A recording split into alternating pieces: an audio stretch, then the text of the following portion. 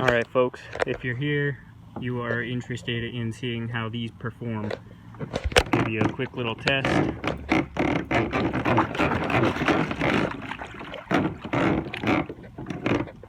It'll be hard to show. I can lean all the way on one side of my boat. Not going anywhere. Makes some noise, but not going anywhere. Very sturdy. These are on an Ocean Kayak 12-foot model. Not exactly sure much more than that about this boat. I bought it secondhand. Works well for fishing, and especially now that I can stand up, it's extremely nice. These, you can see a little bit about how these are made. Obviously I have already made them, and I will not be making a video on how to, but you can see what I did here. 3/4 inch PVC. The reason I wrapped it around and actually built it like that was to make it a little bit less flexible. These are extremely floaty, buoyant, I guess, and on 3/4 inch PVC, with 3 of them, it started to get a little bit flexible, which doing this made it extremely sturdy, zero flex. That goes into a T, a 3/4 inch T, into a reducer bushing, 3/4 inch into 1.5. That goes into an elbow. That goes into my 1.5 inch PVC, into a 1.5 inch T, reducing down to 3/4 inch there. Reason I did that was so that I could put poles, nets, things like that, vertically mounted into those. Easy little spot.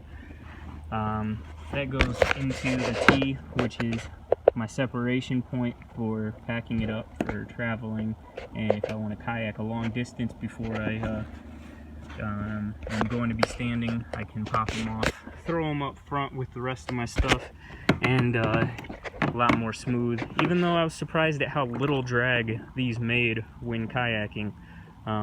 Obviously, unless, like I said, you're going a long distance, I will probably just be putting them on when I start fishing, since I usually just load in and start fishing right away. I like these for this area because there are a lot of laydowns, a lot of areas where you can cast under trees, which in my opinion, sitting down in a kayak can be a challenge.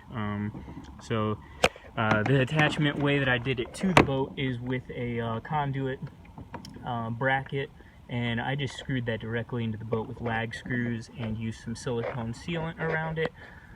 Some people are picky about drilling holes in their boat. I bought this boat extremely cheap, secondhand, so I don't care what happens to it. Drag it around, beat it up. It's my fishing beater. Wanted to make a video. There's tons of them on here about making these things, and some people make them differently. I think I could have gotten away with 2 floats, but this boat is extremely tippy from the way it comes without these on it, I didn't want to take the chance of being disappointed with only 2, so I went with 3, since for another pack of 2, I think it was only another 18 bucks or something like that, which that $18 was not a big factor for me, so went ahead and went with 3. And I think all the PVC that I ended up getting was probably around $20 or $30, and floats obviously were the most expensive part, probably about $50 some for those. So all in all, pretty cheap in comparison to things you can buy that are pre-made, and I think they are at least as durable and at least as good. So wanted to make this video just for you guys that were curious on how they work. There's some stupid videos on here showing different ways of doing these that don't work, and not very many things in action, so figured I'd just make this video real quick. See ya.